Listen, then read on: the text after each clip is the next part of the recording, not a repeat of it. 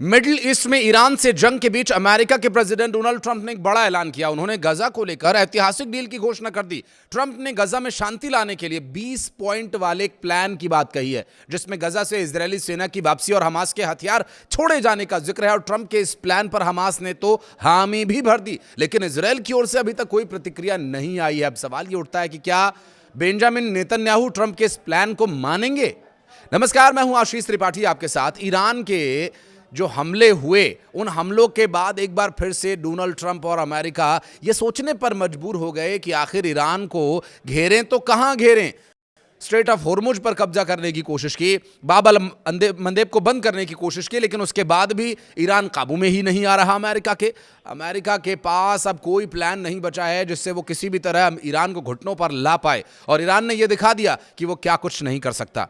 जिस तरह से ईरान के द्वारा ऑपरेशंस लगातार चलाए जा रहे हैं, उन ऑपरेशंस का हवाला दे करके अमेरिका अंतर्राष्ट्रीय स्तर पर ईरान को बदनाम करने की कोशिश करता है। और व्हाइट हाउस का ये ऐलान गुरुवार को अमेरिका की मध्यस्थता में हुए सीजफायर समझौते के करीब 9 महीने बाद आया। इजरायल और हमास के बीच बातचीत काफी हद तक दूसरे चरण को लागू करने को लेकर अटकी हुई थी, जिसमें हमास का हथियार छोड़ना, गजा का पुनर्निर्माण में शामिल होना। ट्रंप ने सोशल मीडिया पर ऐलान करते हुए कहा कि यह समझौता सावधानी से तय किए गए चरणों में लागू किया जाएगा। उन्होंने आगे कहा कि जैसे ही हथियार छोड़ने की प्रक्रिया पूरी हो जाएगी, इजरायली सेना भी पीछे हट जाएगी और इंटरनेशनल स्टेबलाइजेशन फोर्स एक नई फलस्तीनी पुलिस फोर्स के साथ मिलकर के गजा को वहां के निवासियों और पड़ोसियों के लिए सुरक्षित बनाने की जिम्मेदारी संभालेगा।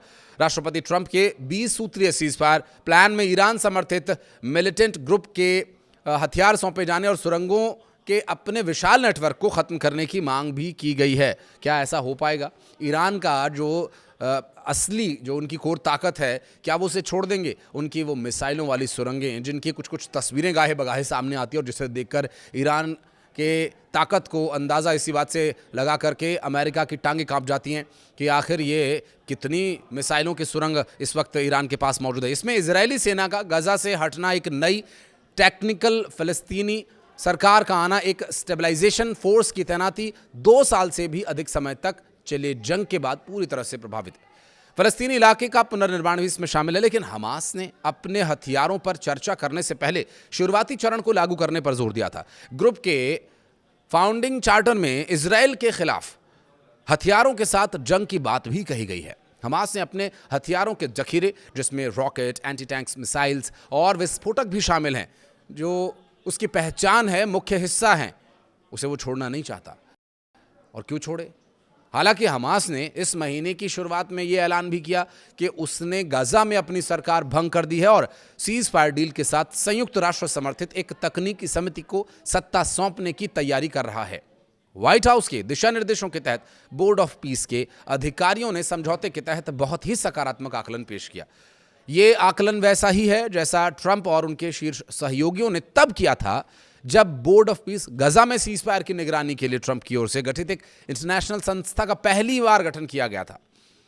अधिकारी हमास या गजा में काम करने वाले किसी अन्य जो दूसरे ग्रुप्स, जैसे कि पैलेस्टीनियन इस्लामिक जिहाद के हथियार छोड़ने के लिए कोई खास समय सीमा नहीं बता पाए, लेकिन उन्होंने कहा कि गजा पुलिस फोर्स अगले 2 हफ्तों में बोर्ड ऑफ पीस समर्थित गजा प्रशासन को हथियार सौंप देगी।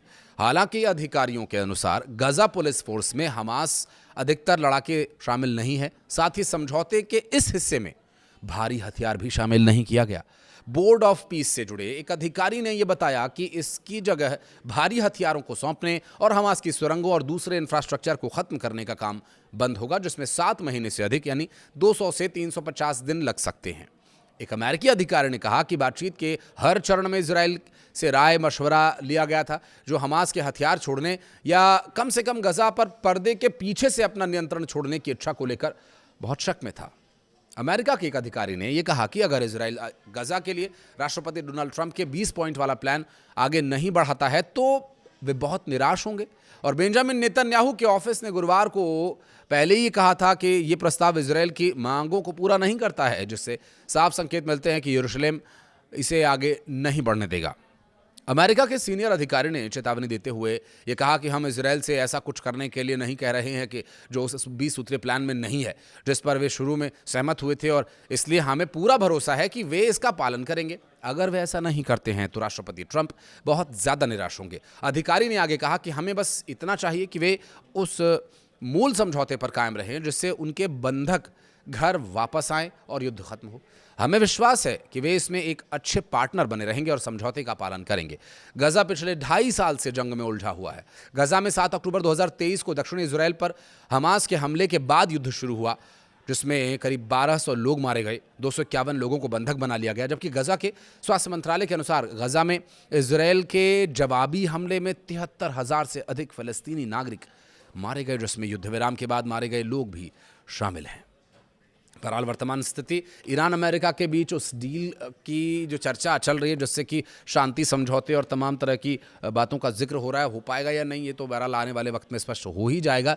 लेकिन अब देखना ये भी अहम होगा कि क्या जो ये डील की बातें हो रही हैं, ये डील सिरे चढ़ पाएगी। कुछ कहना चाहें तो कमेंट सेक्शन में बताइएगा। वीडियो को यहाँ तक देखने के लिए बहुत बहुत धन्यवाद। और हमास के हथियार छोड़े जाने का जिक्र है और ट्रंप के इस प्लान पर हमास ने तो हामी भी भर दी, लेकिन इजरायल की ओर से अभी तक कोई प्रतिक्रिया नहीं आई है। अब सवाल ये उठता है कि क्या बेंजामिन नेतन्याहू ट्रंप के इस प्लान को मानेंगे? नमस्कार, मैं हूं आशीष त्रिपाठी आपके साथ। ईरान के जो हमले हुए, उन हमलों के बाद एक बार फिर से डोनाल्ड ट्रंप और अमेरिका ये सोचने पर मजबूर हो गए कि आखिर ईरान को घेरें तो कहां घेरें। स्ट्रेट ऑफ हॉर्मुज पर कब्जा करने की कोशिश की, बाब अल मंदेब को बंद करने की कोशिश की, लेकिन उसके बाद भी ईरान काबू में ही नहीं आ रहा। अमेरिका के पास अब कोई प्लान नहीं बचा है जिससे वो किसी भी तरह ईरान को घुटनों पर ला पाए, और ईरान ने यह दिखा दिया कि वो क्या कुछ नहीं कर सकता।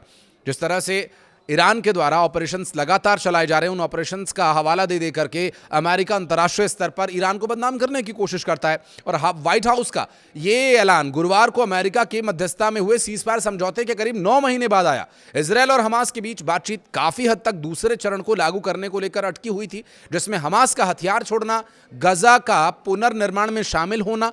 ट्रंप ने सोशल मीडिया पर ऐलान करते हुए कहा कि यह समझौता सावधानी से तय किए गए चरणों में लागू किया जाएगा। उन्होंने आगे कहा कि जैसे ही हथियार छोड़ने की प्रक्रिया पूरी हो जाएगी, इजरायली सेना भी पीछे हट जाएगी और इंटरनेशनल स्टेबलाइजेशन फोर्स एक नई फलस्तीनी पुलिस फोर्स के साथ मिलकर के गजा को वहां के निवासियों और पड़ोसियों के लिए सुरक्षित बनाने की जिम्मेदारी संभालेगा। राष्ट्रपति ट्रंप के 20 सूत्रीय सीजफायर प्लान में ईरान समर्थित मिलिटेंट ग्रुप के हथियार सौंपे जाने और सुरंगों कि अपने विशाल नेटवर्क को ख़त्म करने की मांग भी की गई है। क्या ऐसा हो पाएगा? ईरान का जो असली जो उनकी कोर ताकत है, क्या वो उसे छोड़ देंगे? उनकी वो मिसाइलों वाली सुरंगें, जिनकी कुछ कुछ तस्वीरें गाहे बगाहे सामने आती है और जिसे देखकर ईरान के ताकत को अंदाज़ा इसी बात से लगा करके अमेरिका की टांगें कांप जाती हैं कि आखिर ये कितनी मिसाइलों की सुरंग इस वक्त ईरान के पास मौजूद है। इसमें इजरायली सेना का गजा से हटना, एक नई टेक्निकल फ़लस्तीनी सरकार का आना, एक स्टेबलाइजेशन फोर्स की तैनाती 2 साल से भी अधिक समय तक चले जंग के बाद पूरी तरह से प्रभावित